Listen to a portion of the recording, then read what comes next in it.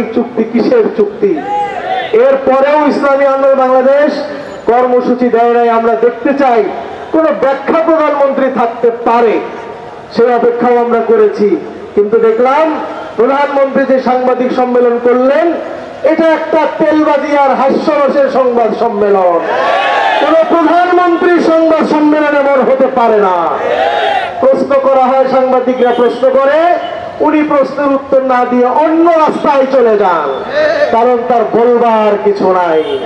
কারণ যেই চুক্তি তিনি করে এসেছেন, এর একটা চুক্তি দেশবাসীর কল্যাণে তিনি করতে পারেন নাই।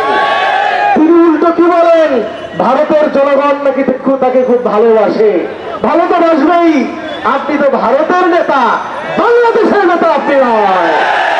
আপনি বলেছেন ভারতের লোক আপনাকে ভালোবাসে, আপনার সুযোগ আছে। আগেও বলেছিলাম, বোরকা পরে একদিন রাস্তায় বাজারে গিয়ে আপনি গোপনে গণমানুষের আপনি রিপোর্ট নেন, তেলবাজদের রিপোর্ট আপনি নিয়েন না।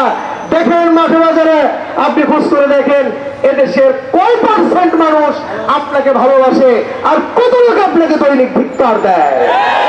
প্রধানমন্ত্রী এবং তেলবাজ কেউ কেউ খুব খুশি হয়েছে, বলে কি ভারতীয় সরকার, মোদী সরকার ক্ষমতায় আসার পর প্রথম কোন বিদেশি সরকারকে আমাদের প্রধানমন্ত্রীকে আমন্ত্রণ জানিয়েছে, এটা খুব খুশির ব্যাপার।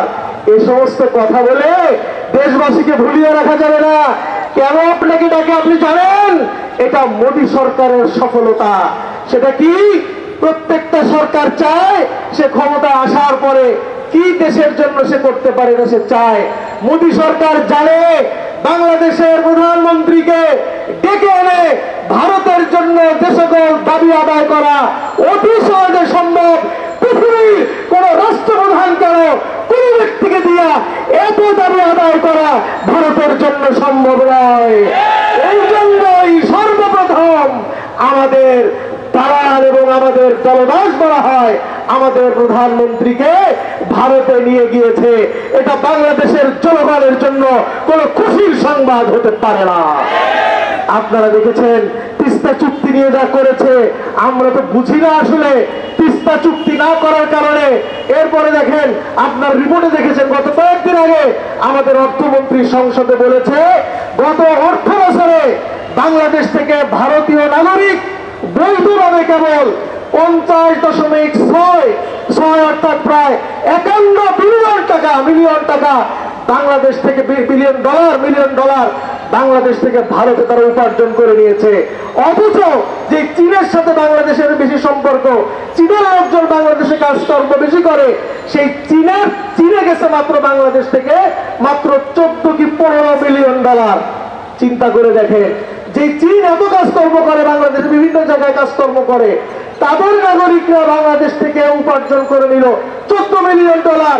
আর ভারতের নাগরিক যাদের আমাদের সাথে কোনো দরকার নাই, কোনো কাজকর্ম দরকার নাই, তাদের চাইতে এদেশের নাগরিকরা দক্ষ এবং যোগ্য। এদেশের দক্ষ মানুষদেরকে ফিরে রেখে ওই সমস্ত লোকদেরকে এনে বাংলাদেশ থেকে তারা তাদেরকে বৈধভাবেই কেবল দিয়েছে 50 মিলিয়ন ডলার।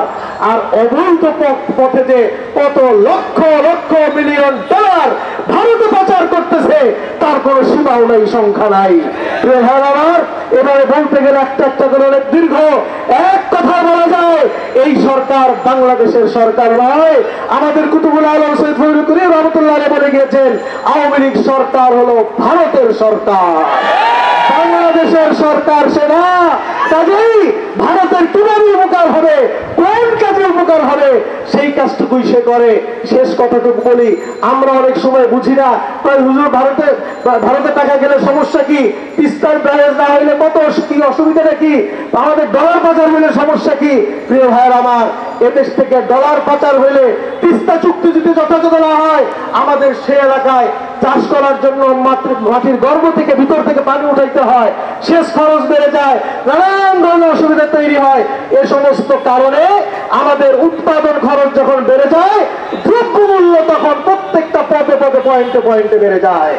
এদেশের মানুষ আজকে আলু কিনতে হয় 60 টাকা 70 টাকা, কাঁচামরিচ কিনতে হয় 200 থেকে 250 টাকা। এরকম দ্রব্যমূল্য যে এত বড় হুড় করে বাড়তেছে, আর অপরদিকে আমাদের জনগণকে চুষে খাওয়ার জন্য জনগণের অবস্থা এই সরকার, হাসিনা সরকার করতেছে। আমরা ধিক্কার জানাই, আমরা নিন্দা জানাই। কাজগুলো আপনাকে করতে দিতে আমরা পারি না। রব্বুল আলামিন ওই জাতির ভাগ্যের পরিবর্তন করেন না যেই জাতি তার নিজের ভাগ্য নিজে পরিবর্তন না।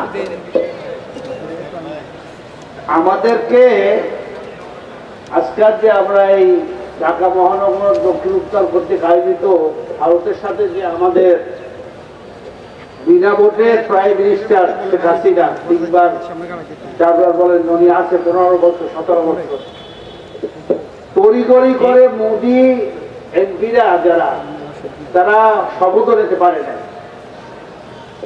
লোকসভার সদস্যরা তড়িঘড়ি করে একই মাসে 2বার 15 দিনের মাথায় এসে সফর করলো এবং 10টা সফর করলো। তার ভিতরে আপনার ট্রানজিট ট্রেন লাইন আমাদের বুক দিয়ে চলে।